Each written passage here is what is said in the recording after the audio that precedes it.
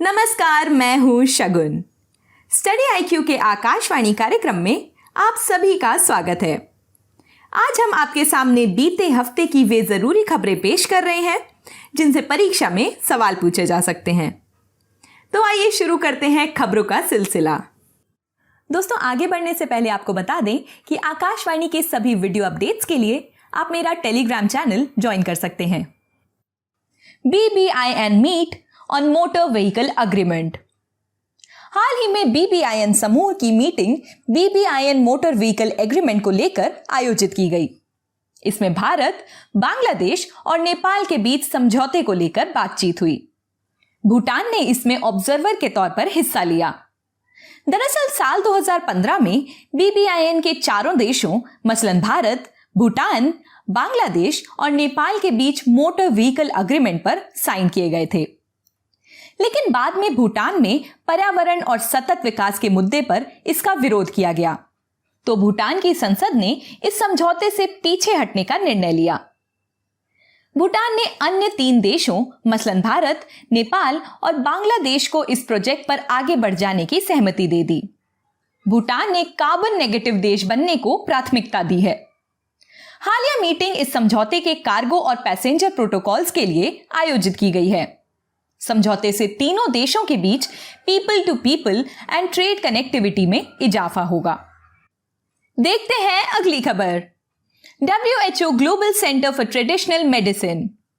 प्रधानमंत्री की अध्यक्षता में यूनियन कैबिनेट ने WHO global centre for traditional medicine के सेंटर को गुजरात के जामनगर में स्थापित किए जाने की मंजूरी दे दी है।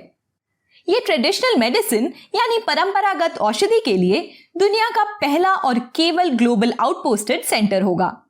इसके लिए भारत सरकार और WHO के बीच होस्ट कंट्री एग्रीमेंट किया गया है। ये सेंटर मिनिस्ट्री ऑफ आयुष के तहत गठित किया जाएगा। आपको बता दें कि ट्रेडिशनल मेडिसिन का एक लंबा इतिहास रहा है। ये विभिन्न संस्कृतियों के इंडिजिनस थ्योरीज, विश्वासों और अनुभवों के आधार पर ज्ञान, कौशल और परंपराओं का कुल जोड़ है। इंडियन ट्रेडिशनल मेडिसिन सिस्टम में आयुर्वेद, योग, प्राकृतिक चिकित्सा, यूनानी, सिद्ध, सोवा और होम्योपैथी शामिल हैं। चलते हैं आज की अगली खबर की ओर। UPI 123 पे। हाल ही में RBI ने national payment corporation of India के साथ मिलकर UPI 123 पे लॉन्च किया है। यह सुविधा फीचर फोन का प्रयोग करने वालों के लिए है। इससे इंटरनेट के बिना भी डिजिटल पेमेंट किया जा सकेगा। इस पहल से डिजिटल पेमेंट में इजाफा होने के साथ ही कैशलेस इकोनॉमी बनने की राह आसान होगी। इस सुविधा में कॉल, चूज एंड पे के जरिए पेमेंट किया जा सकेगा। हालांकि इसमें स्कैन के जरिए पेमेंट की सुविधा नहीं होगी। UPI 123 पे में 4 ऑप्शन के जरिए पेमेंट किया जा सकेगा। इनमें app based functionality, missed call, interactive voice response, proximity sound based payments शामिल हैं। रुख करते हैं अगली खबर की ओर। National bank for financing infrastructure and development.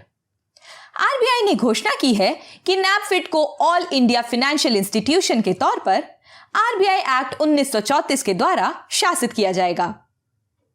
Exim bank, NABARD, NHB और SIDBI के बाद यह 5वां ऑल इंडिया फाइनेंशियल इंस्टीट्यूट होगा। गौरतलब है कि नैपफिड को अवसंरचना वित्त मैनेज करने के लिए DFI यानी डेवलपमेंट फाइनेंशियल इंस्टीट्यूशन के तौर पर गठित किया गया था।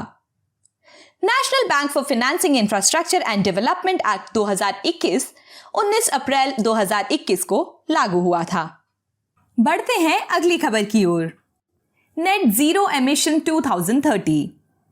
भारतीय रेलवे साल 2030 तक नेट जीरो एमिशन हासिल करने की तैयारी कर रही है।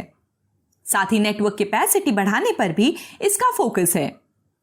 रेलवे दिसंबर 2023 तक अपने पूरे ब्रॉडगेज नेटवर्क को इलेक्ट्रीफाई करने की तैयारी में है, जिससे 2030 तक नेट जीरो को हासिल किया जा सके। आपको बता दें कि नेट जीरो से मतलब है कि किसी निश्चित अवधि में ग्रीन हाउस गैसों का जितना उत्सर्जन हो उतना ही कैप्चर किया जा सके। बढ़ते हैं आज की आखिरी खबर की ओर। Biological and toxin weapons convention.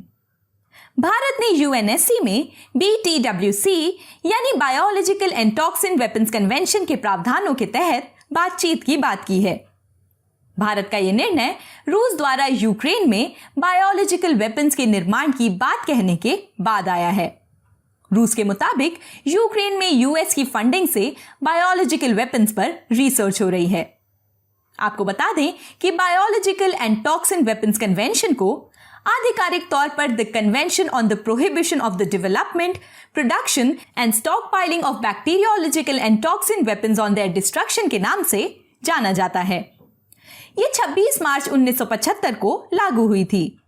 यह संधि जैविक और विषैले हथियारों के विकास, उत्पादन, एक्विजिशन यानी अधिग्रहण, हस्तांतरण, स्टॉक पाइलिंग यानी भंडारण और उपयोग को प्रतिबंधित करती है।